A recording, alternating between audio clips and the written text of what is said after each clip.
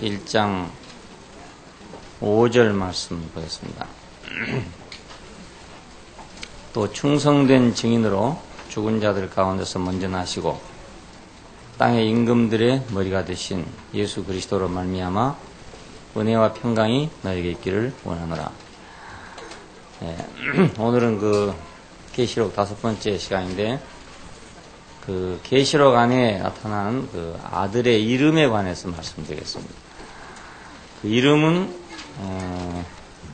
그 존재를 표현하는 거기 때문에 여러 가지 이름이 있는 이유는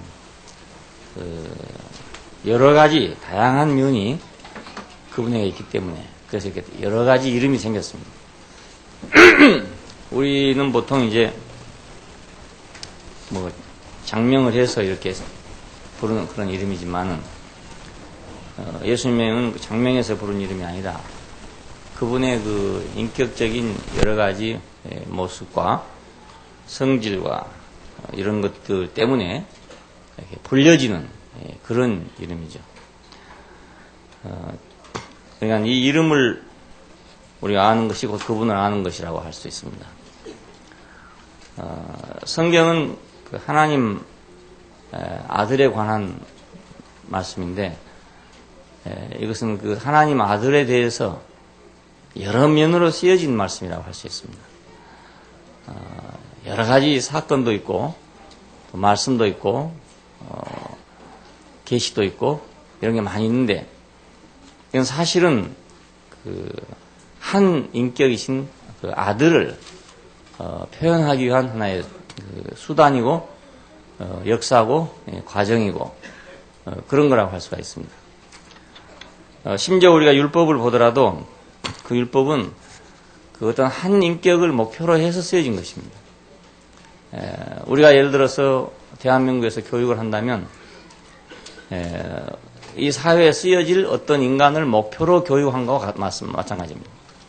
이 사회에 나와가지고 이 사회인으로서 살기에 적합한 어떤 인간상이 있는데, 그 인간상을 목표로 해서 교육을 하고 있는 거죠. 마찬가지로 성경도 이 한 인격을 목표로 해서 쓰여진 것입니다. 이건 하고 이건 하지 말아라, 이건 좋고 이건 나쁘다, 이렇게 말씀한 이유는 모두 어떤 한 인격을 표준으로 하고 목표로 해서 그렇게 말씀한 것이니까, 알고 보면 성경 전체는 그리스도를 위해서 쓰여지고 또 그리스도를 표현해 놓은 것이라고 그렇게 할 수 있어요. 우리가 제일 잘 아는 이름이 예수 그리스도입니다. 오늘 본대로 예수 그리스도. 이 예수라는 말은 여호와 우리의 구원자다, 이런 뜻입니다. 마태복음 1장에 보면 아들을 낳으리니 이름을 예수라 하라, 이런 말이 나왔습니다. 이는 그가 자기 백성을 저희 죄에서 구원할 자이십니다. 우리를 구원할 자라는 의미로서 예수라는 이름이 붙여지게 된 것입니다. 히브리어에 가면 이거 예수라는 말이 여호수아 이렇게 됩니다. 여호수아는 구원자, 이런 뜻입니다. 그냥 세상 죄를 지고 하는 하나님의 어린 양으로서 우리를 구속할 자, 구원할 자, 세상에서 죄에서 우리를 구원할 자, 그런 의미로 예수라는 이름이 붙어지게 된 겁니다. 그냥 우리가 이 예수를 안다는 것은 나의 구원자를 아는 거죠. 나의 구원자는 이러이러한 분이 나의 구원자구나. 그러니까 예수라고 하는 옛날에 어떤 호적에 올라있는 그 사람이 아니라 나를 구원할 자, 나를 죄에서 구원할 자, 사탄에게 속아서 넘어간 데서 나를 구원할 자, 세상에 내가 팔린 바 된 데서 나를 구원할 자, 그분을 내가 아는 거죠. 물에 빠진 사람이 누가 자기를 구원할 자인 줄 알면은 구원을 받을 수 있지 않겠어요? 또 세상에 빠져가지고 잘못된 사람이 누가 자기를 구원할 자인 줄 알면 구원을 받을 수 있습니다. 근데 누가 자기를 구원할 자인 줄을 모르고 자기를 구원하지 못할 자에게 손을 벌린다든지 그쪽을 향한다든지 하면은 구원을 받을 수 없고, 반대로 자기를 멸망케 할 자를 향해 있으면 자기는 멸망하는 것이죠. 세상에서 우리가 사람들을 볼 때 자기가 어디 가서 구원을 받아야 할지를 아는 사람이 있고 그걸 모르는 사람이 있고 그렇습니다. 도움을 받는다 하더라도 어디를 가서 내가 도움을 받을 것이며 어디를 가면 내가 해를 받을 것인가를 알면 지혜로운 사람이지만 그걸 모르면 어리석은 사람 아닙니까? 그래서 항상 자기를 해야 할 자한테 가가지고 늘 뭘 바란다든지 이렇게 하게 되면 자기는 계속 해를 당하는 거죠. 자기를 도울 자를 찾아야 되는 거잖아요. 아이들도 보면은 누가 자기를 일으켜 줄지 안단 말이죠.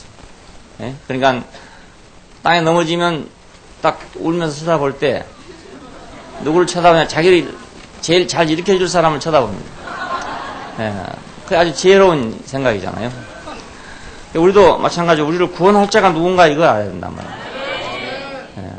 나를 죄에서 건져줄 자가 누군가, 세상에서 건질 자가 누군가, 바로 그 이름이 예수입니다. 우리는 그 예수가 있다는 것이 그러니까 우리에게는 언제든지 나를 일으켜줄 자가 있고 나를 구원할 자가 있다는 것을 의미합니다. 나한테 예수가 있다, 이 말은. 예수가 있다. 구원자가 있다. 우리는 모두 양 같아서 곁길로 갔고 우리는 속아서 선악을 하는 지식을 가지면은 하나님같이 될 줄로 알고 그래서 팔려갔던 사람들 아닙니까? 야곱으로 말하면 양식에 팔려서 애굽으로 내려갔고 아담으로 말하면 선악을 하는 지식에 팔려서 동산을 떠난 것입니다.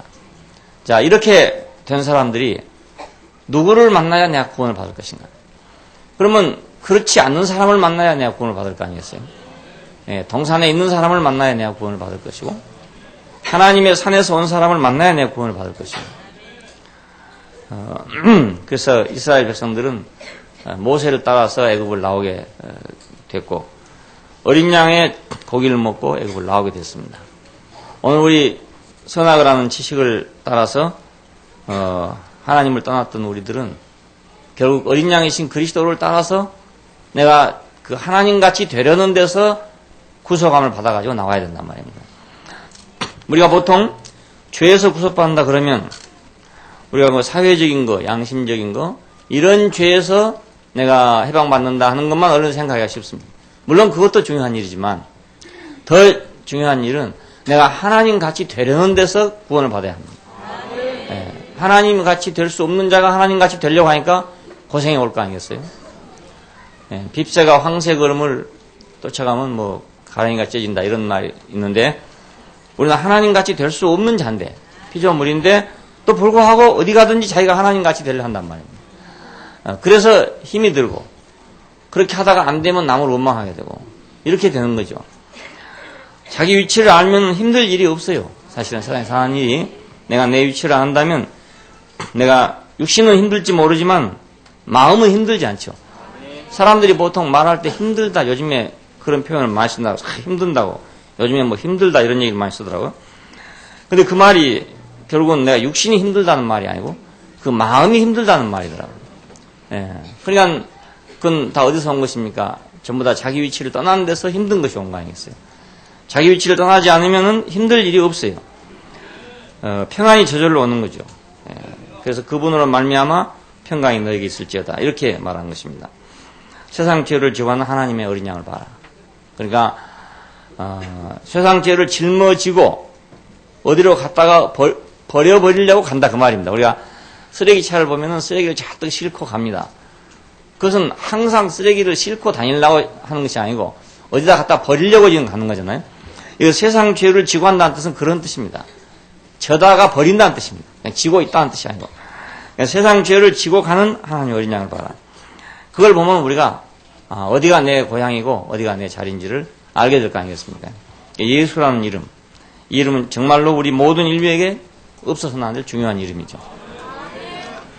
그 다음에 그리스도라는 말은 그 기름 부음 받은 자라는 뜻인데 이건 어떤 일을 수행할 때 주어지는 일입니다. 왕을 세울 때, 제사장을 세울 때 기름을 부었습니다. 그 어떤 위임이죠. 그러니까 이건 하나님의 경륜을 수행하기 위해서 기름 부음 받은 자라는 뜻입니다. 그럼 누가 하나님의 경륜을 수행할 것이냐? 아담은 하나님의 경륜을 수행하기 위해서 지음 받았지만은 실격되고 만 사람이죠. 자기가 하나님같이 되려고 하기 때문에 하나님의 경륜을 수행할 수 없는 사람이 되고 말았어요. 그러니까 누가 이제 하나님의 경륜을 수행할 것인가? 세상 죄를 지고 하는 하나님의 어린 양이 하나님의 경륜을 수행하게 됐단 말입니다. 오늘 우리가 어떻게 하나님의 경륜을 수행할 것인가? 무엇을 하면 내가 하나님의 경륜을 수행하고 그 일을 내가 도울 수 있을 것인가? 그건 내가 예수 안에 있을 때 나는 하나님의 경륜을 수행하는 사람이 되는 것입니다.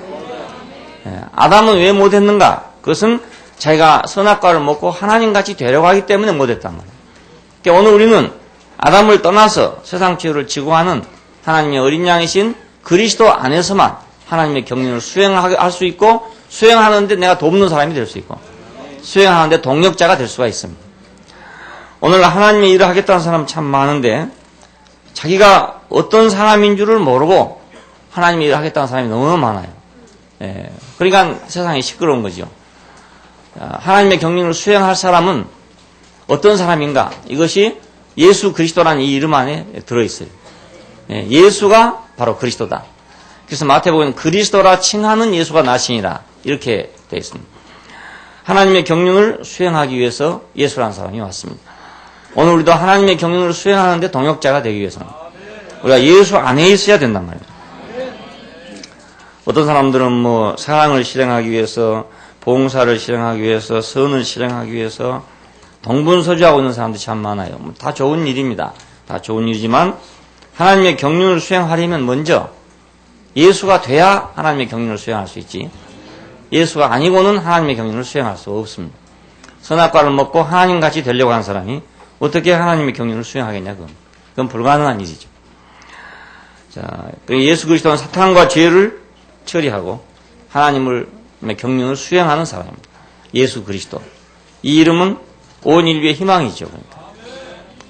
하나님의 그 경륜을 수행하기 위해서 지어진 인간이 수행할 수 없는 인간이 되어버린 상태에서 우리가 태어난 사람들입니다.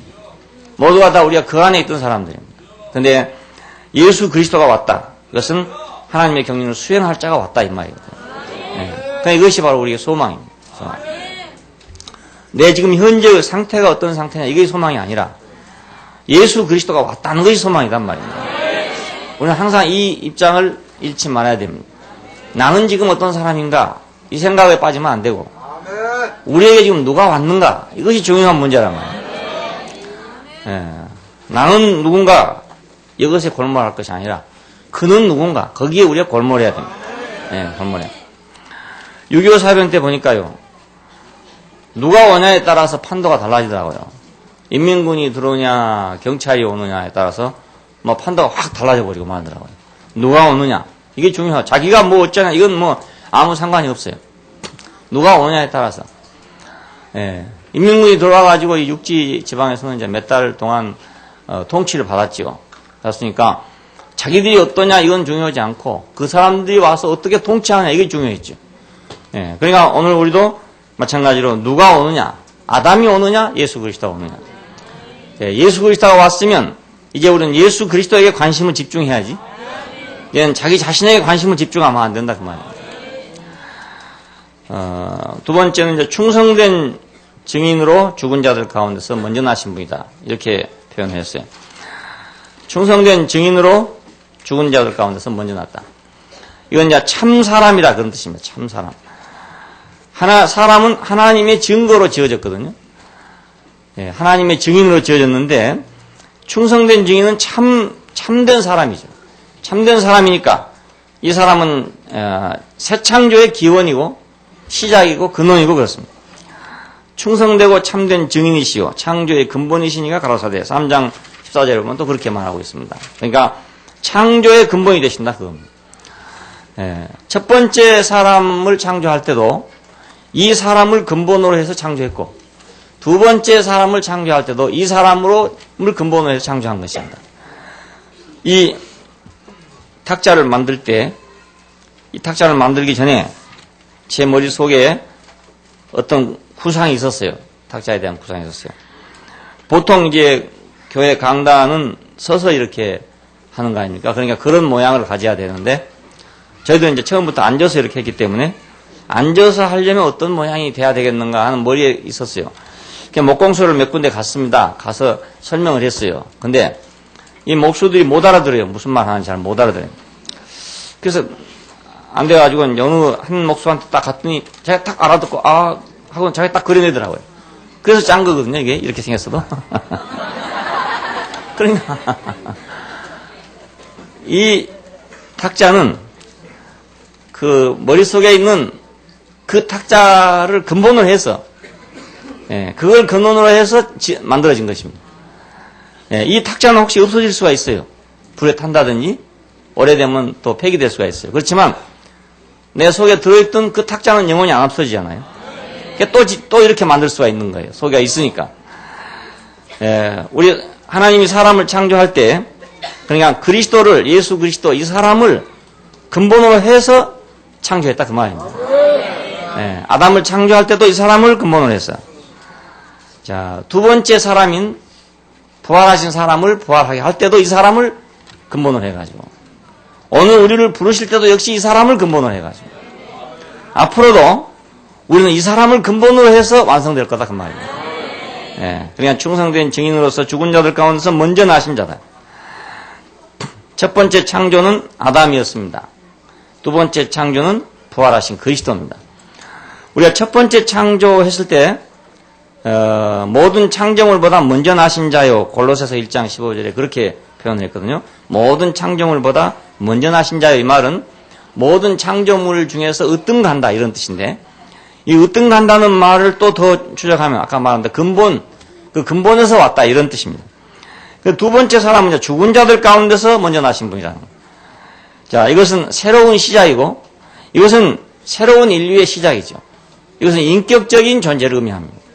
첫 번째 인간도 물론 인격이지만은, 첫 번째 인간으로 말한다면 우리가 물질적이고 시간적이고 공간적인 이런 존재를 의미하고, 두 번째 창조에 속한 이 부활하신 그리스도는 인격에 속한 사람이죠. 종교적으로 말하면 영에 속한 사람이다, 그런 뜻입니다. 이 사람이 이제 새로운 인류의 조상입니다.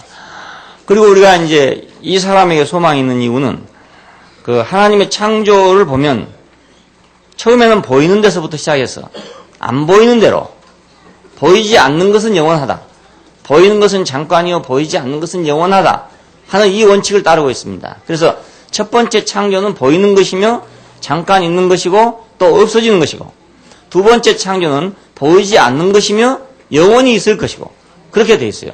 그러니까 사람도 보면은 육신으로 지어진 우리는 잠깐 있을 것이고 언젠가 없어질 거잖아요. 그런데 보이지 않는 것은 뭔가, 그것은 영원히 없어지지 않을 거다 이겁니다. 그래서 사람들이 영혼이다, 그래서 영혼불멸이다 이렇게 생각했어요. 그 영혼불멸은 이건 인격을 의미합니다. 영혼불멸이다 이런 말이 아니고 인격을 의미한 것입니다. 그러니까 인격은 영원하죠. 예수 그리스도의 육신은 설사 십자가에 못 박혀 죽지 않았다 하더라도 그렇다고 지금까지 살아있을 수는 없는 거란 말입니다. 그러나 그분은 지금 어떻게 우리가 살아있는가? 우리 안에 인격으로 살아있고 영으로 살아있는 거죠. 그러니까 이것이 영원한 것이다 그겁니다. 사람도 자기 육신이라는 이 기간 동안에, 시간과 공간이라는 이 기간 동안에 거기서 이제 보이지 않는 것이 산출되고 보이지 않는 것으로 발전해 가야 되죠. 그냥 보이는 것만 붙잡고 있다 보면은 어느 날 너무너무 허망해지고 말 거 아니겠어요. 어렸을 때 아이들이 자라난 걸 보면 날마다 키로수가 늘어나고 뭐 지능이 발달하고 이렇게 되죠. 젊어가고, 그러다가 이건 잘 돼가는구나 하고 붙잡고 있으면 점점 기울어져 간단 말이에요. 그래가지고 이제 나이가 많아지면 자꾸 더 기울어져 가가지고 아무리 붙잡으려 해도 붙잡을 수 없고, 지는 해를 붙잡을 수 없는 것처럼 사람이 늙어가는 걸 붙잡을 방법이 없단 말입니다. 그러면 이제 아무것도 없어지고 말 거 아니겠어요. 근데 하나님은 그럼 왜 이렇게 지어놨나? 이렇게 지어놓은 게 아니고 이렇게 가는 동안에 보이지 않는 것으로, 영원한 것으로 가도록 지어놨단 말입니다. 여기서 만약 우리가 보이지 않는 것, 영원한 것을 얻지 못하면은 우리는 마치 식물이 자라다가 가을에 열매를 맺지 못하고 서리를 맞아버린 것과 똑같은 겁니다. 언젠가 서리는 오게 마련이잖아요. 그러니까 호박 넝쿨이 한참 뻗어가는데 꽃도 피고 호박도 달려요. 근데 너무 늦게 열린 것은 가을이 오면 서리를 맞아버리고 말아봅니다. 서리 한번 맞아보면 그냥 뜨거운 물로 확 데쳐버린 것처럼 되잖아요. 그러면 끝나버리고 마는 거죠. 뭐. 호박은 더 이상 자랄 수가 없어요. 그러니까 제때에 꽃이 피가지고 제때에 열매가 맺어서 제때에 익어야 그것이 이제 호박 넝쿨은 가도 호박은 남게 되는 거죠. 마찬가지로 우리 인생도 제때에 하나님 말씀을 받아가지고 제때에 우리 안에 잘 재배가 돼서 제때에 우리가 열매를 거두면 우리 육신이 가더라도 그 열매가 남아있게 된단 말입니다. 자, 그러니까 우리 시간은 급한 것이고, 우리 시간은 중요한 것이죠. 예, 언제까지 있을 수가 없어요. 어떤 사람이 와가지고 오만 데를 다 찾아다니면서 이 사람도 판단하고 저 사람도 판단하고 이런 걸로 봤어요. 이 사람은 이래 틀렸고 이 사람은 이래 틀렸고 다 틀렸고. 그 자기는 이제 그 틀린 것을 교정해 주려고 다닌 것 같아요. 예? 뭐 찾아다닌다고 하지만 보면은 틀린 것을 다 지적만 하고 다닌단 말이에요. 저도 옛날에 꼭 그럴 분 봤단 말입니다. 저도. 근데 그때는 시간이 급한 줄 몰랐어요. 내한테 이런 시간이 한없이 있을 줄로 생각했단 말입니다. 근데 지금은 그 사람하고 이 얘기를 하는 동안에 나는 시간이 바쁜데 난 지금 저런 거 하고 있을 시간이 없는데 그랬단 말입니다. 이것이. 그러니까 그 사람도 이제 잠깐 좀 그렇게 하다가 이제 말면 좋죠. 가다가 거기서 어떤 결론 얻어가지고 한 길로 가면 좋은데 평생 그러다 말면은 이것도 손대고 저것도 손대고 오만 걸 손대다가 가을이 와버리고 말 거 아니겠습니까? 예. 그러면은 잎은 무성했는데 열매는 아무것도 없는 그런 거에 되고 마는 거죠. 예. 호박이 지금 가을이 곧 오는구나 하고 생각을 하고 전력을 투구해서 열매를 키우는 데만 집중해야 할 텐데 아직도 시간이 많은 줄 알고 잎도 많이 좀 뻗어보고 또 줄기도 많이 좀 뻗어보고 야 세상 어디 좁은 데 없나 이러고 돌아다니다 보면은 어느 날 가면은 그냥 서리가 내리고 만단 말입니다. 그러니까 우리 인생을 하나님이 주신 것은 이 보이는 기간 동안에 보이지 않는 것을 얻으려고. 예, 잠깐 있는 기간 동안에 영원한 것을 얻으려고. 그래 주신 것이거든요. 죽은 자들 가운데서 먼저 나신 자. 그래서 이것은 새 인류의 기원이고 시작입니다. 예수 그리스도가 육신이 죽임을 당하고 영으로는 살리심을 받았다 하는 이 사실은 우리 새로운 인류의 소망이고 조상이고 그렇습니다. 그리고 땅의 임금들의 주권자가 되신다 그랬는데 왜 땅의 왕들의 주권자가 되시냐면은 창세기 1장 2절을 보면은 땅이 침범됐다 하는 걸 보게 되죠. 땅이 혼돈하고 공허하고 흑암이 깊음에 있고 하나님의 신은 수면에 운행하더라 이렇게 되어 있습니다. 자, 이것은 땅이 침범됐다 이 말입니다. 하나님이 원래 하늘과 땅을 창조했는데 땅이 침범됐다.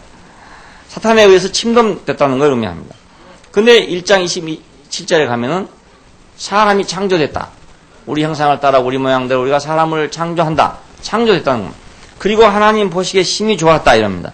이것은 침범된 땅을 이제 회복했다 이런 뜻입니다. 회복했다. 왜냐하면 묻이 드러나게 하고 거기서 식물이 나게 하고 동물이 나게 하고 그래서 사람이 나게 됐잖아요. 그러니까 결국 땅이 회복된 거죠. 땅이. 예? 아직 바다는 있지만은 그래도 땅이 이제 일부가 회복이 됐기 때문에 거기서 사람이 나오게 됐어요. 이것은 하나님이 지으신 땅의 회복을 의미합니다. 창세기 1장과 2장은 땅의 회복을 의미합니다. 근데 창세기 3장에 오면은 이제 죄가 들어왔다 이런. 죄가 들어오면 어떻게 되느냐? 인격이 침범됐다. 예, 사람의 위치가 침범됐다 이겁니다. 그때 뭐 소주가 들어왔겠습니까? 맥주가 들어왔겠습니까? 그건 아니고 인격이 침범됐다 이 말이에요. 인격이 침범됐다. 근데 요한복음 1장 1절에 보니까 말씀이 육체가 됐다 그럽니다. 이것은 이 인격이 회복됐다는 걸 의미합니다. 예? 이 인격이 침범된 인격이 선악과로 침범된 인격이 선악과가 육신이 돼버린 그 상태에서 하나님 말씀이 육신이 된 상태로 얘는 회복이 됐다 이런 뜻입니다. 마태복음 28장에 보면은 부활하심으로 하늘과 땅의 모든 권세를 내게 주셨으니 그렇게 말합니다. 그러면 이제 그 보이는 자리에서 보이지 않는 것으로 사람이 회복되면서 완성되면서 하늘과 땅의 모든 권세가 주어졌다 그 말이거든요. 자, 우리가 그러니까 육신을 가지고는 우리가 하늘과 땅의 모든 권세를 가질 수는 없습니다. 설사 우리가 죄를 짓지 않았다 하더라도 우리는 하늘과 땅의 모든 권세를 가질 수가 없어요.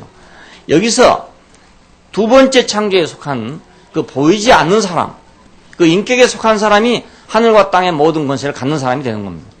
오늘 우리가 실험적으로 알 수 있는 것은 오늘 우리 안에 있는 그 보이지 아니한 인격이 우리의 환경을 지배한다는 걸 알게 될 것입니다. 예, 내 육신이 환경을 지배하는 것이 아니라 보이지 아니하는 사람이 내 보이는 환경을 지배하고 있다는 걸 알 수 있어요. 예, 그러니까 이 사람의 어떠함에 따라서 그 사람의 보이는 환경은 이렇게 지배되기도 하고 저렇게 지배되기도 하고 그렇습니다. 예, 개가 살면 개집이 되고 소가 살면 소집이 되고 돼지가 살면 돼지집이 되고 그렇잖아요. 똑같은 땅에. 예, 같은 땅입니다. 그런데 거기다가 뭘 넣느냐에 따라서 환경은 달라집니다.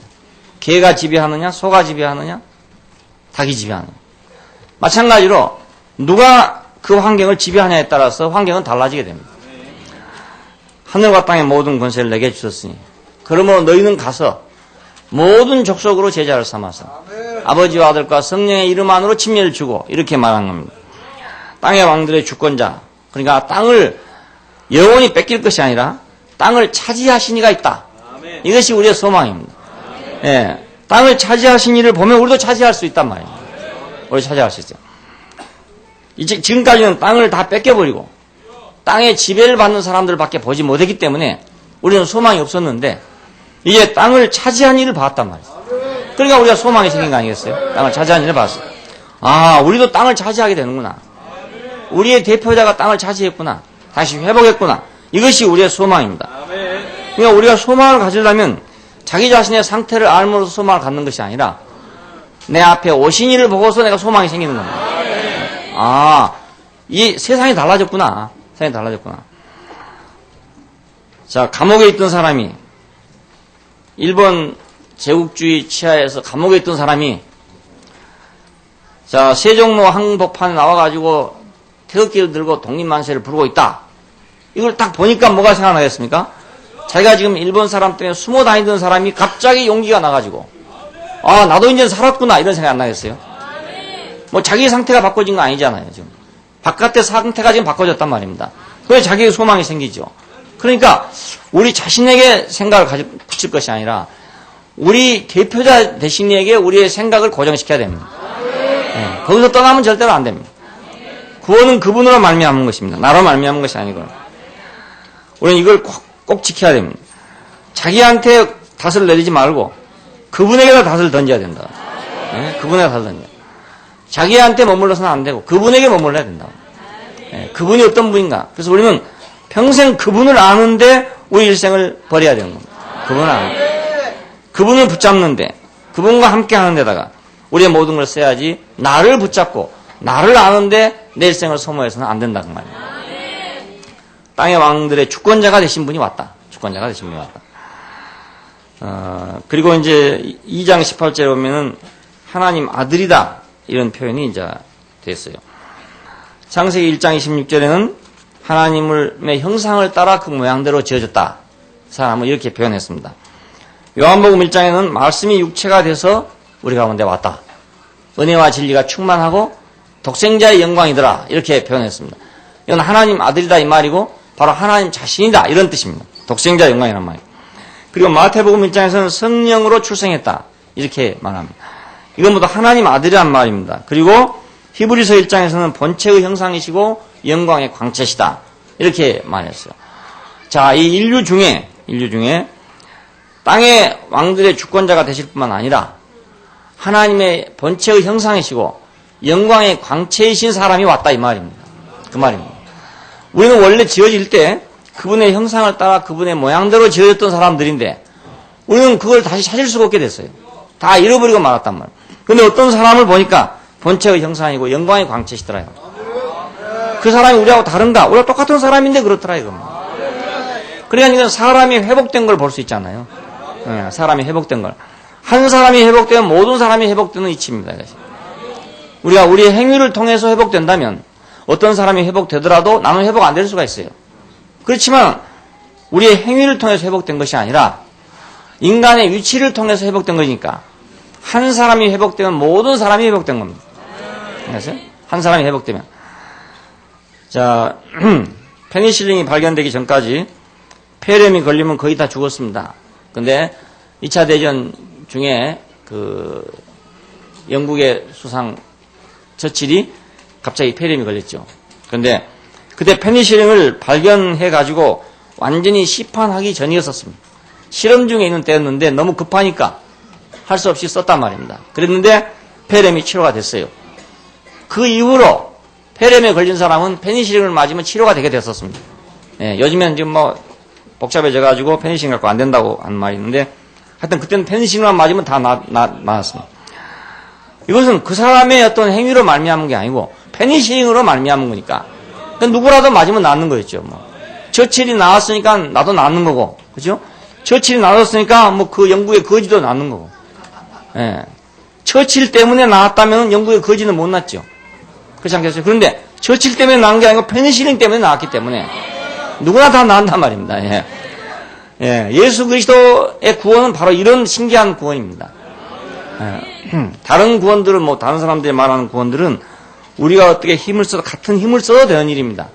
서울대학교에 들어가는 일은 어떤 사람이 들어갔다 하면은 모든 사람이 들어가는 일이 아니고 그 사람과 같은 수준에 있는 사람, 그 사람과 같은 노력을 한 사람이 들어갈 수 있는 것을 말합니다. 이건 율법을 의미합니다. 그런데 은혜라는 말은 무엇을 의미하냐면 서울대학교를 들어간 것과 같지 않고 페니실린을 맞고 낳은 처칠의 병세와 같은 거다 그 말입니다. 예, 페니실린 때문에 된 것이니까 자기 때문에 된 게 아니고 서울대학을 들어가는 건 자기 때문에 된 것이고 자, 그 폐렴이 나왔던 것은 페니실린 때문에 된 거 아닙니까? 자, 오늘 우리가 구원을 받는다든지 우리가 하나님의 형상이 된다든지 하는 건 전부 페니실린 덕택입니다. 예, 우리 때문에 된 게 아니다 이겁니다. 하나님 아들, 그러니까 하나님 아들이 왔다는 사실이 얼마나 우리가 놀라운 일인지 알 수 없죠. 예, 인류 역사에서 가령 처칠이 페니실린을 맞고 나왔다는 사실은 놀라운 사실이었습니다. 왜냐하면 걸리기만 그러면 백발백중 다 죽는 건데 그 사람 한 사람이 삶으로써 모든 사람이 살았단 말이에요. 예, 문둥병도 마찬가지 아닙니까? 걸리기만 걸리면 그건 다 천질입니다. 영원히 그건 고칠 길이 없었습니다. 근데 한 사람이 나음으로 해서 모든 사람이 낫게 됐어요. 그것도 그 문둥병, 그 사람의 신체적인 어떤 여건 때문에 난 게 아니고 DDS라는 그 약 하나 때문에 난 거란 말입니다. 그러니까 모든 문둥병자가 다 낫게 됐죠. 예, 그래서 지금은 문둥병자가 없어요. 있다 하더라도 100% 낫고 만다. 예. 제일 치료하기가 쉬운 병이 되고 말았습니다. 제일 어려운 병이 제일 쉬운 병이 되고 말았습니다. 결핵이랄지 이런 병들은 아직도 어떤 사람은 치료가 되지만 어떤 사람은 치료가 안 되는 경우가 있습니다. 근데 문둥병은 100% 치료가 다 된다고. 예. 그러니까 그 사람의 신체적인 조건이 낫게 됐다면 다른 사람은 안 낫죠. 결핵 같은 건 그래요. 그 사람의 신체적인 조건에 의해서 약이 효과가 날 수도 있고 안 날 수도 있고 그래요. 근데 문둥병은 그렇지 않고 어느 사람이든지 쓰면 다 낫게 된다 그 말이에요. 예수 그리스도의 구원은 바로 그와 같은 구원입니다. 예. 그러니까 하나님 아들의 구원이니까 하나님 아들이 세상에 왔다는 사실이 우리가 얼마나 큰 소망인지 모르죠. 그런데 우리가 하나님 아들을 안다는 것보다 복된 일이 없단 말입니다. 예수 알면 뭐하냐 이런 사람이 있어요. 그건 예수를 모르고 한 말입니다. 예수를 알면 자기가 복된 사람이 되는 거예요. 예. 나 예수 알아도 복이 안 되던데 이런 거예요. 그건 예수를 몰라서 그렇단 말이에요. 예. 그리고 이제 하나님의 아들이실 뿐만 아니라 사람의 아들이시다. 1장 13절에 보면 그렇게 됐어요. 사람의 아들. 아브라함과 다윗의 자손 예수 그리스도의 세계다. 마태복음에는 그렇게 되어 있잖아요. 또 우리가 복음서를 읽으면 아버지 뜻대로 하옵소서 하는 사람이었습니다. 이 사람이 완전한 사람입니다. 완전한 사람이 다른 사람이 아니고 세상에서 완전한 사람을 지금 엉뚱한 데 찾는 거죠. 종교적인 의미에서, 도덕적인 의미에서, 사회적인 의미에서, 지식적인 의미에서 이런 관점에서 완전한 사람을 찾으려고 그러니까 완전한 사람이 아무도 없는 거죠. 그렇잖아요? 사람 찾아다니는 사람도 있는데 그런 사람은 간데마다 실망을 하게 돼요. 이 사람 보면 이런 결점이 있고 저 사람 보면 저런 결점이 있고 모든 결점이 있으니까 다 실망하게 되는 거죠. 그래서 완전한 사람은 없다. 이렇게 결론이 나 있는 겁니다. 지금. 그 모든 사람 속에 사람은 불완전해. 완전할 수가 없어. 이것이 확 자리 잡고 있고 특별히 기독교인의 생각 속에는 이것이 깊이 자리 잡고 있습니다. 사람은 완전하지 못해. 왜? 전적인 타락이다. 이렇게 배웠기 때문에 사람은 완전할 수 없어. 또 배워서만 그런 게 자기 자신도 해보니까 완전하지 않기 때문에 그걸 확신하고 있는 겁니다. 근데 이런 세상에서 이건 절망이잖아요. 그러니까 사람이 완전할 수 없다는 건 절망이에요. 절망. 이 기계가 완전할 수 없다는 건 기계의 절망이지 않습니까? 그렇잖아요. 자동차가 완전하지 못하다 그건 절망이거든요. 오늘 아침 여러분 다 차를 타고 오셨을 텐데 그 차가 완전하지 못하면 여기로 올 수가 없어요. 어디 한 군데만 고장나도 올 수가 없어요. 예. 그러니까 바퀴 하나만 고장나도 오지 못하거든요. 완전하지 못하다는 건 절망입니다. 인간이 완전하지 못하는 건 절망이에요. 근데 참 완전한 사람이 왔다. 이게 희망이란 말이에요. 참 완전한 사람이 왔다. 근데 그 완전하다는 것이 그럼 어떤 것이냐? 너무너무 높은 수준이었었는데 어떤 사람이 과연 완전한 사람이 있을까? 그럼 공자님은 완전할까? 부처님은 완전할까? 뭐 이런 식으로 생각했어요. 근데 우리 예수 그리스도로 완전하다는 것은 참 사람으로서 완전하다는 뜻입니다. 참 사람으로서. 왜? 아버지 뜻대로 하옵소서. 이것이 참 완전한 사람입니다. 네, 이것이 완전한 사람이에요. 완전한 사람이 다른 거 아닙니다. 내 원대로 마옵시고 아버지 원대로 하옵소서. 이것이 완전한 사람입니다. 그러니까 우리는 완전에 대한 기준이 완전히 다른 차원이라는 걸 알아야 됩니다. 네, 내 뜻대로 마옵시고 아버지 원대로 하옵소서. 이것이 완전한 사람입니다. 그러니까 예수를 볼 때 우리는 그 사람이 뭐 도덕성이 어쨌는지 종교성이 어쨌는지 뭐 우리 다 모르죠. 오직 하면 제자들도 이런 의심이 생겼겠습니까? 그 요한을 따라다녀 보니까 세례 요한을 따라다녀 보니까 종교적으로 상당히 완전하다는 걸 느꼈을 거 아닙니까? 왜냐하면 제사장이라는 그 신분을 버리고 약대 털옷을 입고 자 진설병을 버리고 메뚜기와 소청이를 먹으면서 그 시대를 떠나가지고 그 청렴결백하고 아주 참 하나님만을 사모하면서 오직 기도에 전념하고 그런 사람 아니었겠습니까? 예수님의 제자들이 그를 따랐으니까. 그런 사람은 정말 종교적으로 완전한 사람이라 할 수 있죠. 금식을 물론 밥 먹듯 했을 것이고, 뭐 철야를 밥 먹듯 뭐 잠자도 했을 것이고 이렇게 했을 사람인데 예수를 따라와서 보니까 뭔가 좀 이상한 것이 있었단 말입니다. 뭔가 이상한가? 그렇게 기도를 한 것 같지도 않고, 그렇게 메뚜기와 석청이를 먹는 것 같지도 않고, 이 집에 가서는 떡 먹다가 저 집에 가서는 밥 먹다가 이런 거 보니까 뭔가 조금 이상하다 이런 생각이 들지 않았겠습니까? 그래서 노골적으로 그 말을 하지 못하고 돌려서 하는 말이 그것입니다. 요한의 제자들은 금식하던데, 그렇게 말한 겁니다. 요한의 제자들은 금식하고 기도하던데요. 이 말 속에는 뭐가 들었습니까? 그 선생님 좀 이상합니다. 이런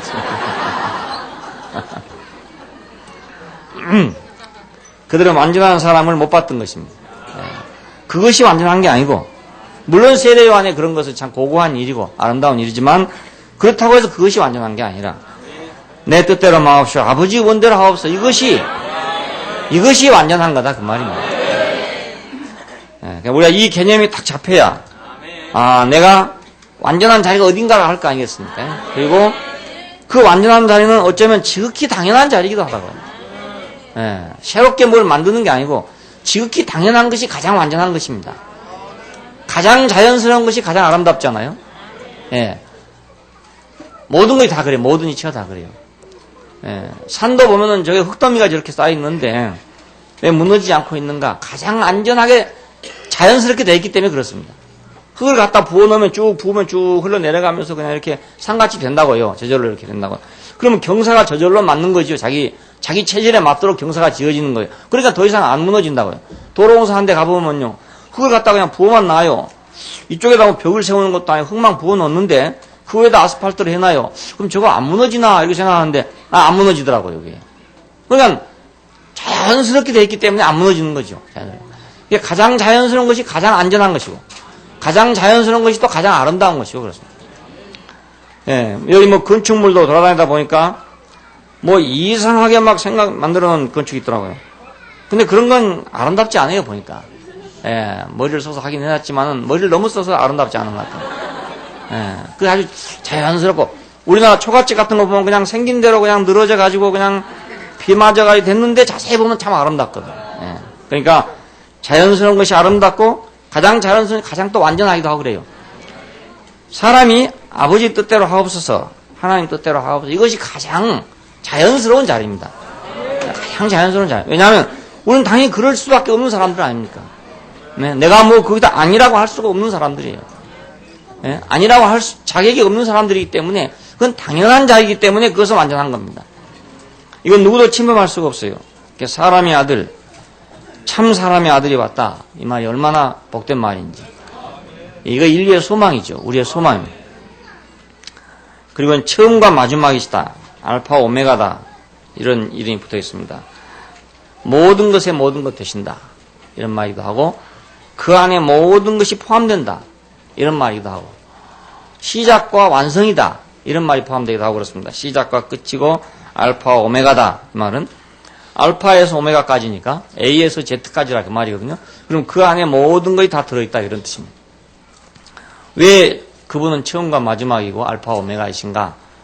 하나님은 원래 사람을 만들 때 맨 마지막에 만들었어요. 예. 알파가 빛이라면은 Z가 사람 아닙니까? 예? 그렇죠? 맨 마지막에 사람을 만들었습니다. 그러면 사람이 만들어졌을 때는 이미 그 안에 모든 것이 알파부터 시작해서 Z까지 온 모든 것이 포함되어 있는 겁니다. 사람만 따로 이렇게 만들어진 게 아니고요. 이 사람 안에는 빛으로부터 시작해가지고 식물과 동물이 다 포함되어 있어요. 이 안에가. 그러니까 처음이자 마지막이죠. 완성이죠. 이것이. 예? 완성이. 이것이 온전한 거다 그 말입니다. 처음부터 마지막까지니까. 자, 예수 그리스도는 참 사람이시기 때문에 모든 걸 포함하고 있어요. 참 사람이기 때문에 모든 것의 완성이시에요. 하나님의 모든 목표는 사람에게 있습니다. 사람이 되면 하나님의 모든 창조가 완성되는 거거든요. 그러니까 사람은 처음과 마지막이죠, 알고 보면. 예, 우리의 인격이 육신으로부터 시작해서 인격에 이르는 동안 이것은 알파에서 오메가까지입니다. 이 안에 모든 걸 포함하고 있고 함축하고 있어요. 그러니까 예수 그리스도 안에서 우리는 없는 것이 없다고 볼 수 있습니다. 예, 이 인격 안에 우리는 하나님이 주신 모든 축복이 또 포함돼요. 구약 성경 안에 나타나 있는 모든 축복들이 있는데 이 축복들은 다 어디에서 나타나는 것이냐면 그 이 인격을 통해서 비로소 효력을 발생하는 것들입니다. 예, 아무리 축복이 주어졌다 해도 이 인격이 없으면 효력을 발생할 수 없어요. 이 인격이 있어야만 비로소 효력을 발생할 수가 있습니다. 중동에서 나는 석유값 요즘 비싸졌는데 그것이 그냥 그 가스통 속에서 막 타는 걸 보니까 참 아깝더라고요. 야, 우리는 지금 에너지가 없어가지고 지금 뭐 이래저래 했었는데 저거 그냥 계속 밤낮 주야로 저렇게 타고 있으니까 저것 좀 안 타게 어떻게 잡아다가 우리가 창고에 저장해 쓸 수 없는가 이런 생각이 나더라고요. 근데 아마 그거 할 수 없이 태우는가 보더라고요. 태워내는 거. 참 아깝죠. 그것이 기계 속에 들어간다면 우리가 온돌 속에 들어간다면 보일러 속에 들어간다면 효력을 발생할 텐데 그냥 공중에 나가버리고 마니까 효력이 발생하기는커녕 오히려 공해를 일으키는 그런 게 되잖아요. 구약 성경 안에 있는 모든 축복들이 있는데 그 축복들이 이 인격 안에서 받아지면 전부 축복이 되지만 이 인격 안에서 받아들이지 않으면 그 공중에 타고 있는 가스처럼 그렇게 된다니까요. 예, 공해물질이 돼가지고 이 사람한테는 그것이 원망이 되고 저 사람한테 저주가 되고 전부 그런 게 되고 말아요. 여리고성 사람한테는 저주가 되고 이스라엘 사람한테는 자고함이 되고 이런 게 되고 말아요. 1장 18절을 보면 사신분이다. 처음이요 나중이니 곧 산자다. 내가 전에 죽었었노라. 볼자다 이제 내가 세세토록 살아있어. 사망과 음부의 열쇠를 가졌노니 이런 말이 나옵니다. 세세토록 살아있다. 나는 전에 죽어있었다. 나는 죽었었다. 나는 처음과 나중이다. 이렇게 말씀하잖아요. 그러니까 죽었다가 사신자가 영원히 산 자라는 뜻입니다. 아까 말씀드린 대로 눈에 보이는 것이 영원한 것이 아니고 보이지 않는 것이 영원하다. 예, 그 보이지 않는 영원한 것이고 산 것이죠. 예, 우리는 육신으로는 영원히 살 수가 없어요. 누구하고도 영원히 살 수가 없어요. 내가 아무리 살고 싶어도 불가능해요. 어제도 뭐 폐암이 말기가 돼서 돌아가실 분이 있어서 이제 찾아가려고 가다가 차가 막혀서 못 가고 이제 말았는데 어차피 돌아가실 분이죠. 뭐. 어차피 돌아가실 분. 그분에게 우리가 바란다면 하루를 살아도 전년을 산 것처럼 하루를 살아도 주 안에서 살 수 있는 그걸 바라는 거죠. 다른 게 아니에요. 왜냐하면 그 하루를 산다 하더라도 그것이 만일 영원한 삶이라면 그건 영원한 것이고 아무리 뭐 폐암이 안 걸리고 뭐 100년을 살았다 하더라도 영원한 것이 없으면 그냥 없어지고 마는 거 아니겠습니까? 그러니까 사람이 사는 것은 오래 사느냐 짧게 사느냐 있지 않고 어떻게 사느냐 있습니다. 어떻게 사느냐. 예, 우리 중에 뭐 나이가 많이 잡수시고 돌아가실 분도 계시고 또 적게 잡수시고 돌아가실 분도 계시고 여러 가지겠죠. 여러 가지겠지만 그것은 시간이 지난 다음에 아무것도 아니에요. 예, 100년 후에는 아무것도 안 돼요. 오래 사는 사람이나 오래 살지 않는 사람이 다 똑같아요. 그런데 어떻게 사느냐 이것만 남는 거예요. 어떻게 사느냐. 예, 얼마나 사느냐가 아니고 어떻게 사느냐. 그러니까 우리가 얼마나 사느냐고 생각할 것이 아니고 어떻게 사느냐를 생각해야 되는 거죠. 내가 세세토록 살아있어. 사망과 음부의 열쇠를 가졌대요. 죽음에 대한 열쇠를 가지고 있대요. 사망과 죽음에 대한 열쇠를 가지고 있대요. 음부의 열쇠를 가지고 있대요. 오늘 우리가 영원히 사는 사람이 될 때 우리는 사망과 음부를 이기는 사람이 될 것이고 사망과 음부의 열쇠를 가진 사람이 될 것입니다. 이런 분이 세상에 왔다는 사실이 우리의 소망입니다. 그리고 3장 7절에 보면 거룩하고 진실하신 분이다. 이렇게 말합니다. 거룩하고 진실하사 다윗의 열쇠를 가지신 분이다. 이럽니다. 하나님은 그 다윗에게 정말 많은 그 사랑을 부어줬어요. 그 다윗이 열면 열어지고 다윗이 닫으면 닫아지고 그렇게 됐었죠. 그럴 만큼 줬어요. 그러니까 하나님이 다윗에게 어떤 왕국의 열쇠를 맺겠다 할 수도 있는 일이죠. 열쇠를 맺겠다. 우리가 참으로 믿는 사람이라면 열쇠를 맺힐 거 아닙니까? 근거의 열쇠를 맡긴다. 믿는 사람이니까 맡기는 거죠. 인감도장을 맡긴다. 그건 믿기 때문에 맡기는 거죠. 왜냐하면 인감도장 가지고 오면 저 사람 다 팔아먹어볼 수도 있는 거니까. 근데 믿는 사람이기 때문에 맡긴단 말이에요. 다윗을 하나님이 믿었기 때문에 열쇠를 맡긴 거 아니겠어요. 예. 예. 진실하고 거룩하고 진실하사 다윗의 열쇠를 가지신 분이다. 그 하나님이 사람을 믿냐 못 믿냐 하는 게 얼마나 큰 일인지 우리가 생각해 보면 알 수 있죠. 하나님이 사람을 잘 믿기만 한다면 믿을 수 있는 사람만 있다면 모든 걸 다 맡기지 않겠어요. 근데 믿을 수가 없기 때문에 못 맡긴 거단 말입니다. 그래서 미국이 지금 한국을 못 믿잖아요. 못 믿기 때문에 모든 걸 맡기지 못하죠. 예. 저 사람 일본 믿다가 물론 한번 코다치긴 하겠지만은 예. 한국은 처음부터 못 믿어요. 근데 요즘엔 더욱 못 믿고 있어요. 왜냐하면 이제 하는 행동을 보니까 도저히 믿을 수가 없다. 예. 동북아시아에서 한국을 거점으로 해가지고 동북아권을 지키기는 어렵다. 이런 판단을 아마 하고 있는 것 같아요. 그래서 일본으로 점차 지금 기지를 이동하고 있습니다. 우리는 지금 어디로 갈지 모르겠어요. 공중에 떠가지고 잘못하면 축구공처럼 이리 갔다 저리 갔다 그럴지도 모르겠고 꼭 조선왕조 만렵처럼 그 정세가 그렇다고요. 그렇다고 중국이 우리하고 동맹을 맺을 수도 없고 맺을 리도 없고 미국이 우리를 불신하고 떠나가면 우리는 결국 공중에 뜨는 거 아닙니까? 그러면 야 이거 어느 편에 들어야 되는 건지 어떻게 되려고 이런 건지 잘 모르겠어요. 이러다가 구한말에 보면은 중국은 우리를 도와준다고 왔다가 실패해버리고 일본이 결국은 천하통일을 하지 않았습니까? 청일전쟁, 노일전쟁을 통해가지고 완전히 이제 제압을 하고 동북아의 세력을 잡았단 말입니다. 그래서 우리는 할 수 없이 그냥 그의 식민지가 되고 말았던 것입니다. 지금 우리는 어떤 상태에 있을까? 우리가 옛날 그때하고 많이 다른가? 물론 그때보다는 다르죠. 대포도 있고 이러니까 다르지만은 우리가 대포 있으면 그 사람들은 미사일이 있고, 그죠?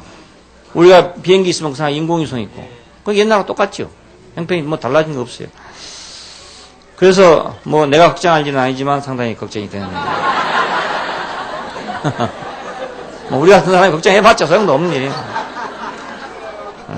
뭐 잘들 하시겠지 뭐. 잘들 하시겠지.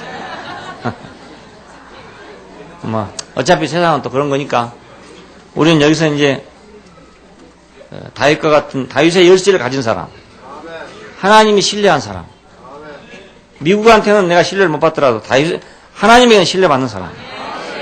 그러니까 우리나라가 하나님에게만 신뢰를 받는다면 그래도 희망이 있죠. 근데 하나님에게 신뢰받는 나라가 되는지 안 되는지 그것도 역시 모르잖아요. 그러니까 우리라도 좀 신뢰를 받아야 그러니까 우리 때문이라도 또 이 한반도가 구원을 받을지 모를 수도 있어요.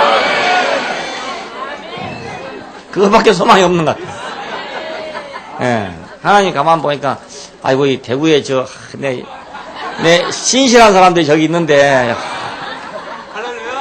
예, 의인 10명이 있으면 어떻겠습니까? 의인 5명이 있으면 어떻겠습니까? 할 때 하나님이 대구를 내려다보신다면 얼마나 축복된 일이겠습니까? 예, 거룩하고 진실하사 다윗의 열쇠를 가지신 분이 왔다. 예, 그 예수 그리스도를 봐서라도 절대로 예수 그리스도 안에 있는 사람을 하나님이 멸망시킨다니 그런 일은 절대로 없을 것 같아요. 그리고 그 이름 안에 있는 사람들을 하나님께서 버리지 않을 것은 당연한 일이에요. 예, 그분을 봐서라도. 솔로몬을 축복할 때 성경은 아주 역력하게 그걸 기록하고 있어요. 그 아버지 다윗에게 약속한 그 언약을 생각하사 이렇게 돼 있어요. 항상 이삭을 말할 때도 항상 그 아버지 아브라함에게 향한 언약을 생각하사 이렇게 되어 있습니다. 예, 그러니까 우리는 지금 예수 그리스도를 생각하사 이런 은혜 안에 우리가 들어있는 겁니다. 생각합니다. 예, 다윗의 뿌리요 자손이시다 이렇게 말합니다. 뿌리요 자손이란 말은 이게 아주 같은 말이에요. 근원도 되고 열매도 된다 이 말이니까. 그 뿌리가 열매가 돼, 씨가 열매가 되잖아요. 씨는 시작이고 열매는 마지막에 같지만 또 한 바퀴 돌면 씨가 시작이고 열매가 시작이고 씨가 시작 마지막 이렇게 되는 셈이 되는 거예요. 윤회하는 거예요. 윤회. 씨와 열매는 윤회하는 거나 마찬가지예요. 다윗의 뿌리고 손자이시다. 그러니까 다윗은 어디서 온 사람인가? 그리스도에서 온 사람이고 또 예수는 어디서 온 사람인가? 다윗의 후손으로 왔다. 이런 뜻입니다. 아까 말씀드린 것과 마찬가지로 예수 그리스도는 아담이 있기 전에 있었고 아담의 후손으로 왔고 이와 똑같은 이치입니다. 자, 창조의 근원이신 분이니까 다윗의 뿌리고 또 그 자손이시죠. 오늘 우리가 새로운 세계, 새로운 인류의 세계 안에 우리가 오게 될 때는 우리는 씨도 되고 열매도 되는 그런 사람이 되게 되는 겁니다. 예, 우리가 어떤 분의 열매이지만 또 우리는 어떤 분의 씨가 되는 거예요. 예, 우리 육신으로 그렇듯이 내가 우리 아버지의 아들이고 내가 우리 아들의 아버지이듯이 우리는 이 영원한 생명의 세계 안에서 뿌리가 되고 씨가 되는, 가지가 되는 이런 세계 안에 우리가 왔어요. 영원히 살아있는 세계 안에 왔단 말이에요. 유다 지파의 사자고 어린 양이시다. 사자 어린 양이다. 이것이 이제 세상이 이해할 수 없는 그런 어려운 점입니다. 어떻게 사자가 어린 양인가? 그리고 어린 양이 어떻게 사자가 되는가 하는 문제입니다. 근데 그 하나님의 승리는 바로 이런 그 역설 속에서 이루어졌어요. 죽었는데 살았다. 죽은 자 가운데 살아났다. 어린 양이 애굽을 나왔다. 전부 이렇게 되죠. 그래서 유다 지파의 사자고 또 한편으로는 어린 양이시다. 요한계시록 5장 5절 이하에 보면 그래 됩니다. 유다 지파의 사자 다윗의 뿌리가 이기었으니 근데 딱 돌아보니까 6절에 돌아보니까 어린 양이 있는데 일찍 죽임을 당한 것 같더라. 그래 됐어요. 그러니까 한 사람입니다. 다윗의 뿌리나 어린 양이나 한 사람입니다. 이 한 사람 속에 어린 양인데 승리했다. 세상에는 이런 게 없죠. 어린 양이 사자를 이긴 법은 절대로 없어요. 그리고 어린 양이 사자가 되는 법도 절대로 없고요. 절대로 없습니다. 어디에만 있는가? 이것은 사탄과 사람의 세계 안에만 있을 수 있습니다. 예, 우리는 사탄을 이길 때는 사자로서 이기는 게 아니고 어린 양으로 이겨요. 근데 이기면 사자다 그 말입니다. 이기면 사자예요. 그러니까 절대로 사탄은 목소리 크다고 이기는 것이 아니고 예? 소리 크게 지른다고 이기는 게 아니라는 겁니다. 예? 기도원에 가서 뭐 소리를 질러가지고 사탄과 싸운다고 소리 질러가지고 기도원 출신들은 대부분 목이 다 쉬어있어요. 좀 기도 많이 한다는 사람들 보면 다 목이 쉬어있어요. 너무나 많이 부르짖어가지고. 그러니까 아마 소리 지르면 뭐 나간다고 이렇게 생각하기 때문에 그렇게 참 쉽죠. 근데 사탄은 소리 지른다고 절대로 나가지 않아요. 교통사고 나면 둘이 서로 삿대질하면 소리 지릅니다. 그 자리에서 이겨보겠다고. 목소리 큰 놈이 이기죠. 뭐 거기서는 그냥 누가 잘못했냐? 목소리 큰 놈이 이긴 것 같고 목소리 작은 놈이 진 것 같고 그렇지 않아요? 그렇지만 사탄과의 전쟁 안에서는 그 목소리 크다고 될 일이 아니단 말이에요.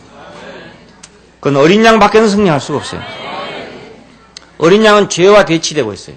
그러니까 어린 양만이 죄를 승리할 수 있습니다. 사탄은 누군가 하나님같이 되려는 자예요. 하나님같이 되려는 자는 어린 양밖에는 이길 수가 없습니다. 거짓된 자를 이긴 것은 진실밖에는 이길 수가 없어요. 그러니까 승리자는 곧 어린 양이시고 어린 양은 곧 승리자입니다. 우리는 어린 양으로서의 승리지 결코 호랑이로서의 승리가 아니란 말이에요. 근데 이 승리가 영원한 승리입니다. 그러니까 이 승리가 이 세상 가운데 보여졌다. 물론 출애굽에서도 보여졌어요. 그렇지만 그것이 온전하지 않았단 말이에요. 그래서 이스라엘 백성들은 그걸 잊어버리고 출애굽에서 승리했던 어린 양을 잊어버리고 늘 어린 양으로 제사를 드리면서도 그걸 잊어버리고 그들은 또 말을 타고 호랑이 등에 엎혀가지고 세상을 정복하려고 생각했던 것이고 그걸로서 나라를 지키려고 생각했던 거예요. 그런데 결국 나라를 지키지 못하고 다 잃어버리고 말았습니다. 그들은 영원히 어린 양으로서만 승리해야 될 그런 백성들입니다. 우리 인생의 운명을 그들은 짊어지고 있어요. 이스라엘은 어떤 경우에도 자기들이 어떤 힘으로 세계를 제패한다는 건 불가능합니다. 왜냐하면 지정학적인 조건이 그렇다면 우리 대한민국이 세계를 지배한다는 건 불가능하거든요. 왜냐하면 우리 지정학적인 이유가 그래요. 땅덩어리가 우선 적지 않습니까? 인구가 우선 적지 않습니까? 강대국들 틈에 끼어 있잖아요. 이런 나라가 세계를 어떻게 지배하겠어요? 그건 불가능한 일입니다. 자, 이스라엘은 그런데 그걸 가능하게 하려고 하다 보니까 세계 도처에서 욕을 얻어먹게 된 것이고 지금도 고생하고 있고 그렇습니다. 그런 영혼이 어린 양의 나라고 어린 양으로서만 세계를 지배할 수 있는 그런 사람들. 오늘 우리도 마찬가지입니다. 또한 인생의 운명이 그렇다 그겁니다. 사탄과의 전쟁에서 어린 양으로 밖에는 승리할 수가 없어요. 우리가 어린 양의 승리가 우리 눈에 보이면 우리 인생은 바꿔지게 됩니다. 항상 호랑이가 이기는 것만 보고 있다가 내가 어린 양이 딱 승리한다는 사실을 보게 되면 내 인생은 딱 바꿔진다니까요. 그렇지 않겠어요? 완전히 바꿔지죠. 지금 강남의 집값이 뭐 떨어진다고 그래요. 왜 그러냐니까 이제 뭐 내신 성적 위주로 학생을 뽑겠다. 이러니까 이제 강남의 비싼 아파트로 갈 필요가 없게 됐지 않았어요? 또 강북으로 올라간다고 또 난리치고 있다. 강남에 볼 일 없다. 그러니까 집값 떨어지잖아요. 강남 학교 가봤자 볼 일 없다. 이러니까 집값 떨어집니다. 마찬가지로 어린 양이 승리했다. 그러면 호랑이 값 떨어지는 거잖아요. 그렇잖아요. 예. 이 증권시장과 똑같다니까요. 증권시장. 어린 양 주가가 싹 올라가면 호랑이 주가가 내려가고, 호랑이 주가가 올라가면 어린 양 주가가 내려가는 거 아닙니까?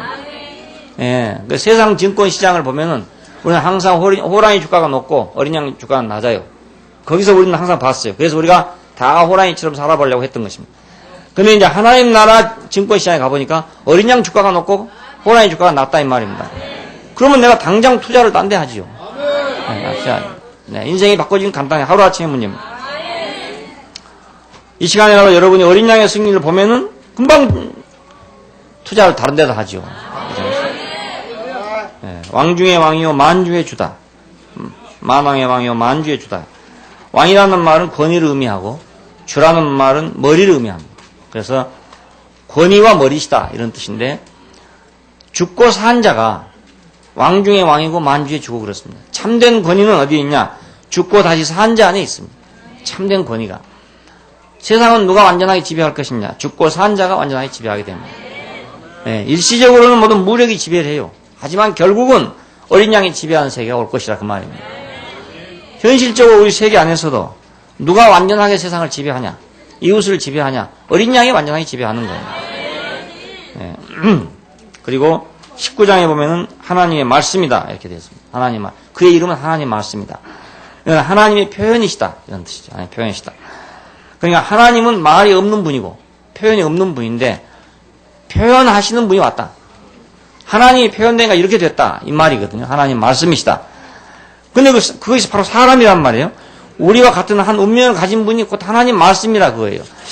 그러니까 하나님 말씀이 따로 있는 것 같았는데 그렇지 않고 그 운명에서 나오면 그것이 하나님 말씀이 되는 거죠. 우리가 하나님 말씀이 하늘에서 어떻게 들려오는 줄만 생각을 했어요.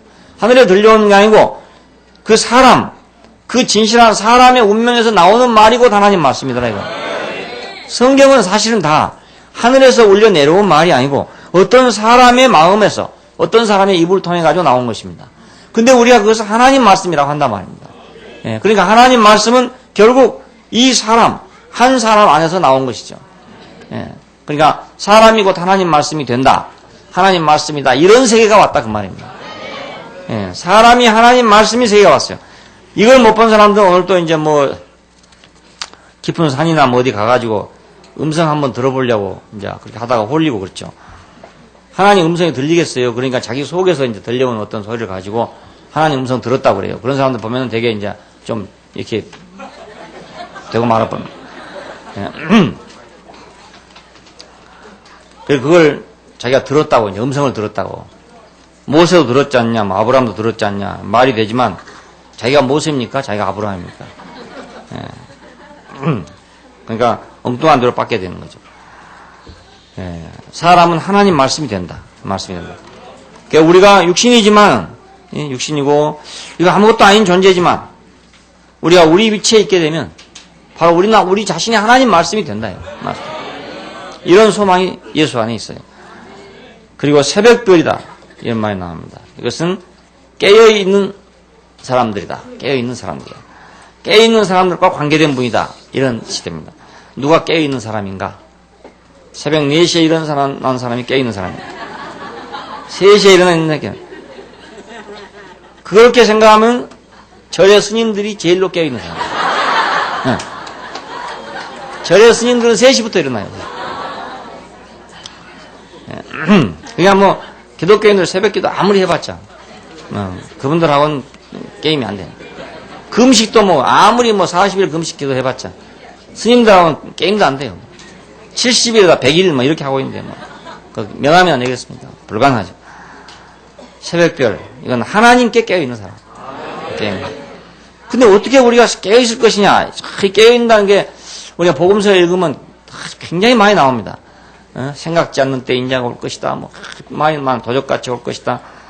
여러 말이 많아요. 그럼 어떻게 깨어있는 것인가? 그냥 항상 경성하고 조심하고 생각을 거기다 하고 이러다 보면 길도 못 걸어가죠. 그 생각만 골똘히 하다 보면 장사를 하겠습니까? 운전을 하겠습니까? 밥을 하겠습니까? 못하지 않겠어요. 그게 사람들은 적당히 타협을 하면서 그렇게 하고 있는 거라고요. 근데 이 새벽별이신 그리스도는 깨어있는 분이다. 왜? 누가 어떻게 깨어있는가? 아버지 앞에 서 있으면 깨어있는 거다 말이에요. 예. 그 위치에 있으면 그 위치에 있는 것이 깨어있는 거죠. 예. 자기 자리에 있는 게 깨어있는 거라. 깨어있지 않다는 건 뭐냐면 취해 있다 이런 말 아닙니까? 몽롱한 상태에 있다 이 말이니까 술을 먹고 몽롱하다든지 뭐 잠이 안 깨서 깨어있다든지 하여간 정신이 제대로 안 돼 있고 몽롱하고 흐리멍텅하고 오리무중이고 이렇다는 뜻이거든요 이것이. 예? 그건 누굽니까? 그건 자기 위치를 이탈한 사람 아닙니까? 자기 위치를 이탈한 사람은 새벽 2시에 일어나도 역시 이탈한 사람이에요. 흐리멍텅한 사람 역시 마찬가지예요. 근데 정말 깨어있는 사람은 자기 위치에 있는 사람이에요. 그 사람은 자도 깨어있는 사람이고 일어나도 깨어있는 사람. 항상 깨어있는 사람이죠. 항상 깨어있지 않으면 소용없어요. 항상 깨어있지 않으면. 왜냐하면 도적이 어느 때 올 줄 압니까? 그렇잖아요? 초저녁에 올 줄 알았으면은 초저녁에 깨어있고 새벽에 올 줄 알았으면 새벽에 깨어있으면 되는데 도적이 언제 올 줄 모르기 때문에 도적을 맞는 거 아니겠습니까? 그러니까 우리가 항상 깨어있다는 말을 잘못 오해하면 어떤 사람은 초저녁에 깨어있다가 새벽에 고원해서 잠들고 어떤 사람은 또 새벽에 깨려고 초저녁에 자다가 도적 맞고 이런 식이 되고 만다.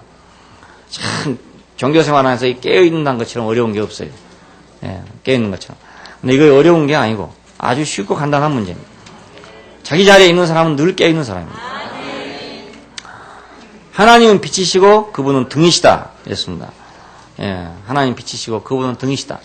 그러니까 그분을 등이라고 표현했죠. 근데 우리 인생이 사실은 등이에요. 예, 하나님의 등이에요. 우리가 등이에요.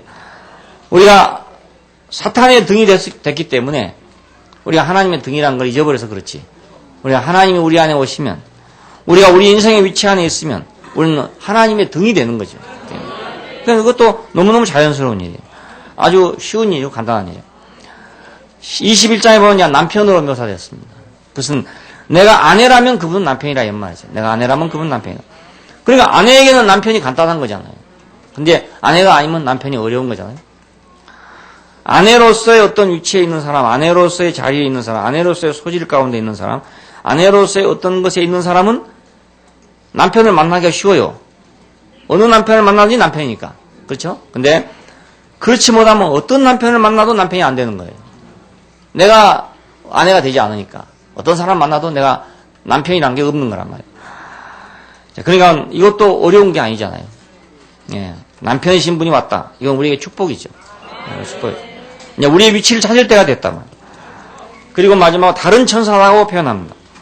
다른 천사, 또 다른 천사, 뭐 힘센 천사, 이거 나올 때 그건 예수 그리스도를 가르쳐 말합니다. 이건 하나님의 위임을 수행한다는 뜻이고 하나님의 일을 맡아서 나올 때는 하나님의 천사 이렇게 나옵니다. 다른 천사라고 나옵니다. 계시록 안에는 수없는 이름들이 그분에게 붙여져 있습니다. 성경 어디에도 이렇게 다양하게 많은 이름이 붙여진 데가 없어요. 왜냐하면 여기는 최종 완성적이기 때문에 완전하게 그분의 모든 것이 다 계시되어야 되기 때문에 여기는 하나도 빠짐없이 그분의 어떠함이 다 드러나 있어요. 이분의 이름들을 우리가 받았다는 것이 얼마나 축복인지 알 수 없습니다. 놀랍고도 풍성하고 모든 것 되신 이름, 풍성하고 온전한 내용을 가지신 분. 그분을 우리가 만났다는 것, 그분을 우리가 안다는 것, 그리고 그분을 우리가 사모한다는 것, 그리고 그분을 우리가 섬긴다는 것, 그리고 마지막엔 그분과 우리가 협력하여 동역자가 된다는 것. 이처럼 축복된 이런 세상에 없습니다. 기도하십시다. 감사하신 아버지 하나님, 우리에게 온전하고도 충만하고 결함이 없는 그리스도를 우리에게 주신 것을 감사합니다.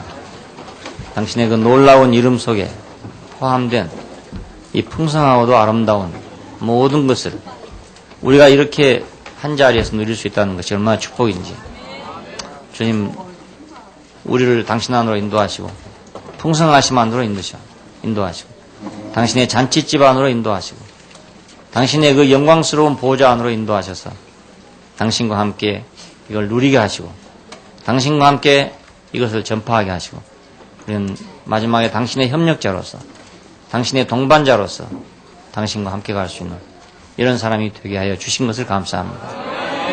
우리의 평생의 소원은 당신을 아는 것이고 당신을 더 깊이 아는 것입니다. 주께서 계시와 지혜와 계시의 영을 주셔서 우리가 주님을 더 깊이 알도록 은혜를 베풀어 주시기를 원합니다. 주 예수님 이름으로 기도합니다. 아멘. 주 여호와 그의 이름이 어찌 아름다운지요. 온 세상과 온 백성 주를 찬양하기 원하네. 어린아이와 젖먹이로 말미암아 찬송케 하사 원수 일벌 막아 잠잠케 하시네. 우리가